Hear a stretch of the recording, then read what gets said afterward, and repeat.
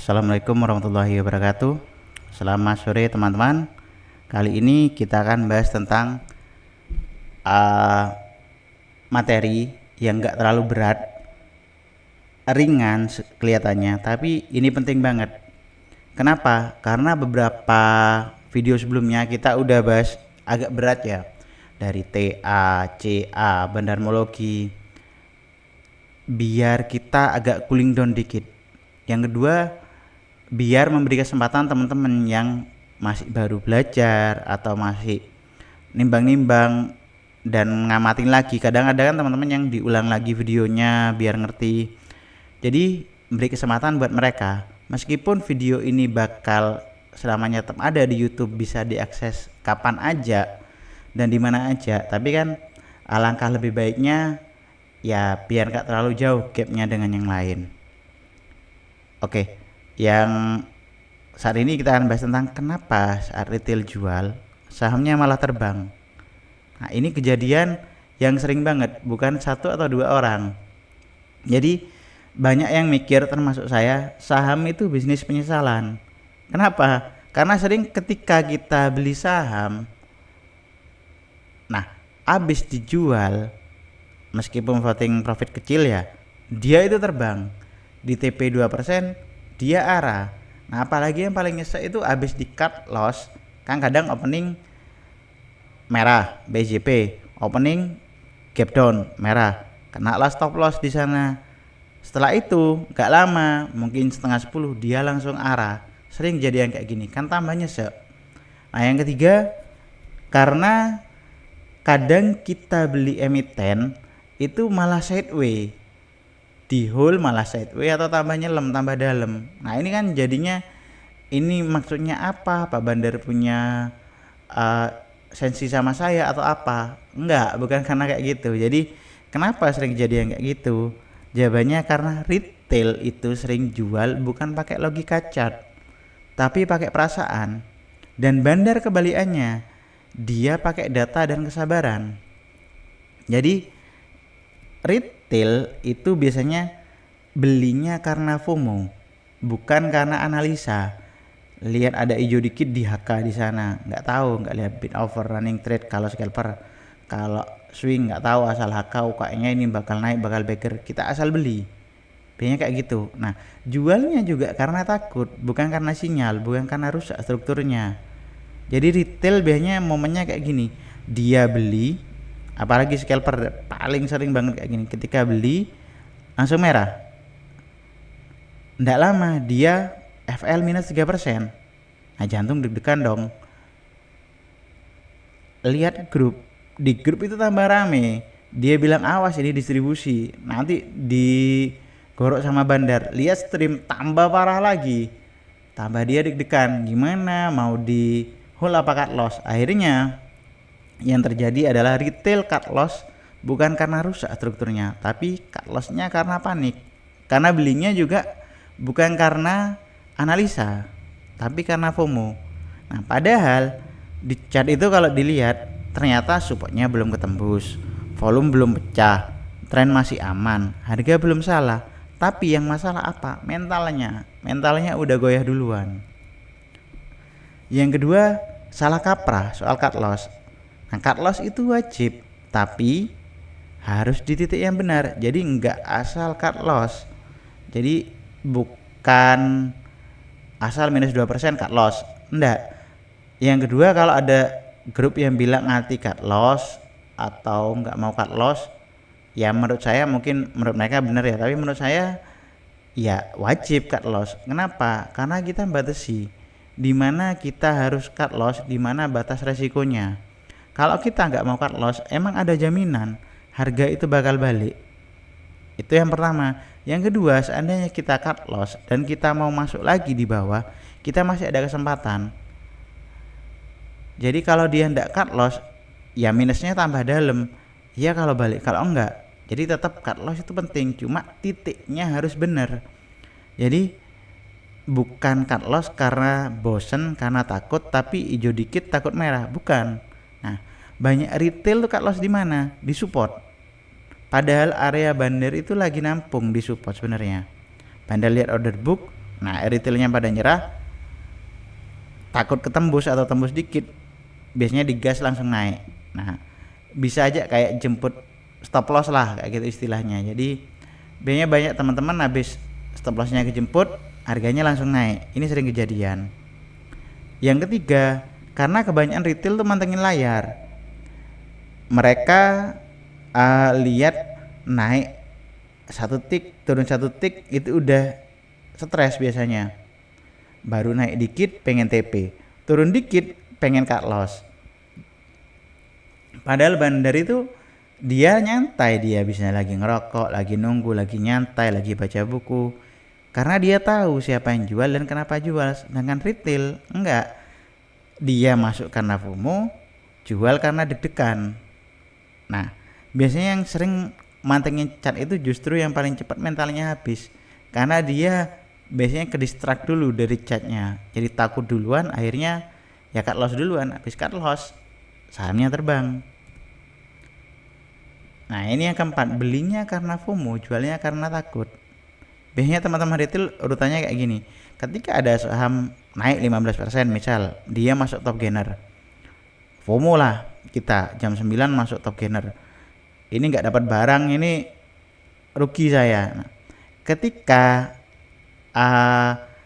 lihat stream malah tambah rame, ini bakal lanjut. Lihat grup, ini bakal arah, mulailah kita FOMO, hakalah di sana, retail beli di pucuk. Nah, ketika saham konsolidasi dikit, retailnya panik, dijual. Ketika bandar selesai nyuci, nah harganya terbang. Biasanya di akhir bakal muncul kalimat sakti, kok habis dijual malah naik. Nah, nanti ketika sudah nyampe di atas, habis cut loss, nyampe di atas barang itu, retail FOMO lagi, mau balas dendam, mereka beli lagi di atas, senang bandarnya, distribusilah bandar, rugi lagi retailnya, cut loss 2 kali. Ini sering kejadian retail. Jadi sebelum teman-teman masuk ke suatu emiten, tentukan dulu teman-teman masuk pakai teknik apa scalping, day trade, SJP atau swing, karena beda. Yang kedua, tentukan dulu mau taking profit di mana dan mau stop loss di mana. Jadi jangan FOMO, jangan masuk karena FOMO, jual karena deg-degan. Yang kelima, bandar sengaja bikin retail nyerah. Biasanya harganya digoyang dikit, dibikin merah tipis, volumenya kecil tapi konsisten. Tujuannya apa? Bikin retail tuh capek, bosen, dan dijual rugi. Nah, ketika supply retail habis, bandar tinggal naikkan harga. Karena semakin ringan barangnya, maka bandar itu lebih gampang untuk naikkan harga.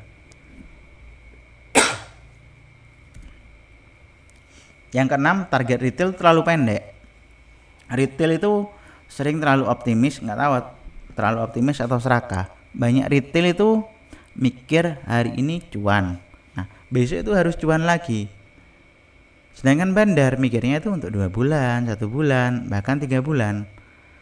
Akhirnya ya udah, retailnya jual duluan. Karena teman-teman juga terlalu serakah kadang. Teman-teman banyak yang mikir, kadang tanya sama saya DM, "Bang, hari ini yang naik apa?" Ya saya juga nggak tahu. Jadi retail tuh mikirnya hari ini dia masuk harus cuan, dapat 3%. Besok masuk lagi, cuan lagi 3% atau 4%. Dia nggak mau hold, dia nggak mau santai dulu. Sedangkan bandar, dia harus akumulasi dulu lama, baru dinaikkan harganya. Sedangkan retail itu terlalu pengen cepet kaya. Jadi mental seperti ini yang harus dihilangkan, bukan dihilangkan sih, dibenerin juga. Jangan maksa pengen masuk bajai keluar Ferrari. Ini saham itu high risk high reward, bukan ATM harian tiap hari harus taking profit, bukan. Cara bandar ngelabuin retail tuh kayak apa? Yang pertama, pakai fake breakdown, patah palsu.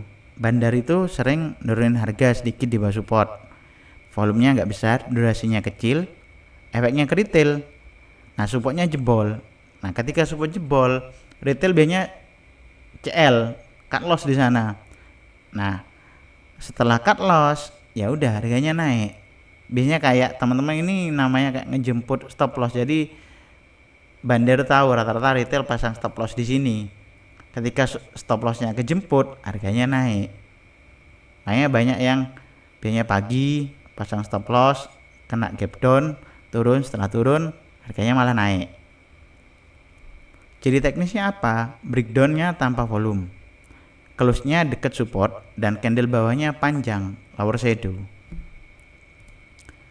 Yang kedua, pre-opening dan opening trap. Ini sering kejadian, gak usah saya sebut orang, cuma ini sering banget kejadiannya. Jadi biasanya pagi IEP-nya dinaikin, pre-openingnya hijaunya tebel banget, 845. Kita lihat dia sudah gap up 10%. Nah, retailnya FOMO, mau masuk, kalau nggak masuk saya ketinggalan ini. Ketika market buka, harganya itu stagnan, naik dikit lalu dilempar. Jadi biasanya teman-teman ini sering kejadian, ini ada banyak kejadian kayak gini hampir tiap hari. Emiten khusus A, B, C tidak saya sebut, biasanya tier 2 atau 3 itu lebih gampang dimainin IEP-nya. Ketika lihat IEP hijau, retail tuh bakal mikir, oh ini bakal arah, padahal enggak. Ketika retail HK bisa jadi opening langsung turun, bahkan biasanya closing kadang ARB, sering kejadian kayak gini. Solusinya apa? Jangan entry hanya karena IEP, tunggu 5-15 menit, lihat volumenya jalan atau enggak, harganya lanjut atau malah lemah. Nah ini yang ketiga, digoreng pelan lalu dijatuhin pelan. Bandar itu tidak selalu banting, harga digeser tipis-tipis terus turun. Tiap naik dikit ada supply kecil, retail capek dijual. Nah ketika supply retail habis, satu candle volume gede, dia bakal langsung terbang. Jadi teknisnya apa? Harga turun pelan, volume ngecil, nggak ada panic selling. Nah ini biasanya ketika bid gede hilang, ketika begitu likuiditas masuk, order gede dicabut, support semu biasanya hilang. Yang tersisa retail pegang barang, bandar pegang senyum. Nah bandar mulai distribusi, jual harga atas, nggak perlu naikin lagi, pelan tapi konsisten, harga mulai turun, panic sell itu muncul. Yang keempat, bikin cat jelek padahal akumulasi. Kadang cat itu sering dibikin sideways, lower high tipis, atau enggak atraktif. Jadi kalau teman-teman lihat stream atau grup biasanya banyak mikir sahamnya ini saham sampai ini enggak gerak, sahamnya saham enggak jelas, kalau saja bandar miskin, biasanya sering kayak gitu. Nah bandarnya malah mikir kebalik, kalau makin sepi, makin enggak ada retail, nah makin gampang dia naikin harga. Kuncinya apa? Volumenya stabil, supportnya dijaga, dan breakdownnya selalu mental. Solusi teknisnya biar nggak jadi korban terus, itu yang pertama, tentukan cut loss berdasarkan struktur, bukan emosi. Sebelum beli, teman-teman harus tahu, karena banyak teman-teman itu yang tanya emiten A bakal naik atau enggak, itu bukan ketika mau masuk, tapi tanya ketika sudah nyangkut. Jadi sebelum beli emiten A, kita harus tentukan dulu kita mau masuk karena apa? Apa scalping, swing, atau apa? Karena ini beda perlakuannya. Yang kedua, tentukan dulu mau TP di berapa, targetnya berapa. Nah yang ketiga, tentukan dulu sebelum beli ini ya, support utamanya di mana, salahnya di titik berapa. Jadi mau di cut loss di berapa, kita potensi kerugian kita siap menerima di berapa, ini tentukan dulu sebelum masuk emiten. Nah jangan, biasanya banyak itu ya di grup-grup atau apa saya baca cut loss kalau dia minus 2%, padahal support itu masih di bawahnya. Jadi banyak ketika minus 2% ya habis itu minus 5% barang itu naik lagi, karena kita cut lossnya bukan berdasarkan struktur tapi angka minus 2% cut loss, padahal nggak kayak gitu. Jadi yang benar itu apa? Cut loss kalau support plus struktur plus volumenya jebol. Jadi bukan ditentukan karena 2%, minus 2% cut loss, minus 3% cut loss. Enggak. Yang kedua, baca volume, bukan warna candle. Harga bohong, volumenya itu jujur. Jadi teknis praktisnya apa? Turun tapi volume kecil, itu artinya belum bahaya. Naik tapi volumenya ngecil, itu hati-hati. Kalau turun plus volume besar plus close bawah, ini biasanya distribusi. Yang ketiga, ini sering biasanya udah di info, jangan beli saat semua orang teriak. Nah, rule sederhananya kayak gini. Kalau grup rame itu artinya hati-hati. Jadi banyak yang teriak, oh ini bakal A, bakal A, bakal A. Nah, itu hati-hati. Nah, kalau timeline penuh screenshot itu kita bisa mulai curiga.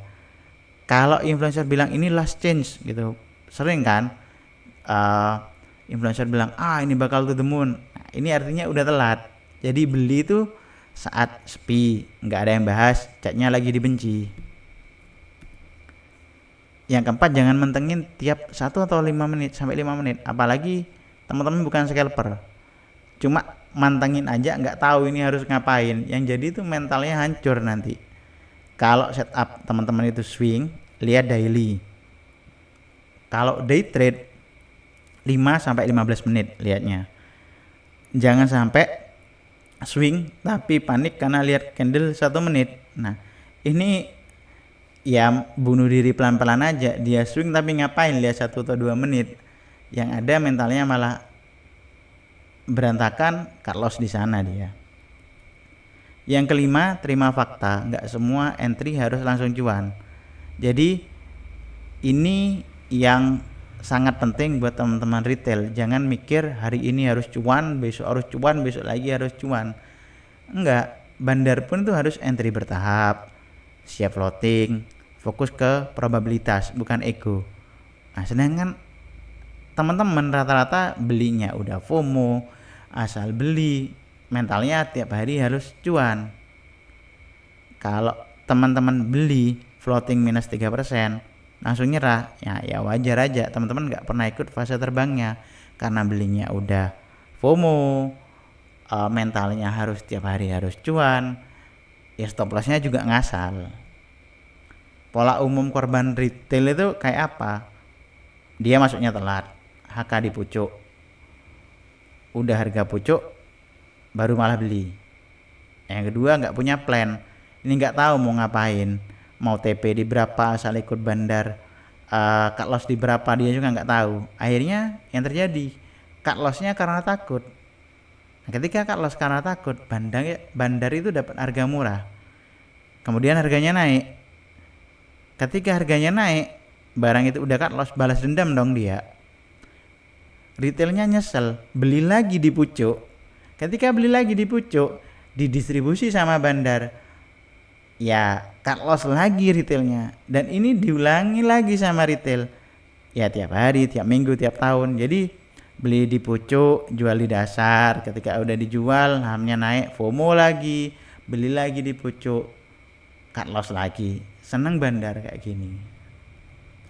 Oke, terima kasih teman-teman, selamat sore dan semoga sukses. Assalamualaikum warahmatullahi wabarakatuh.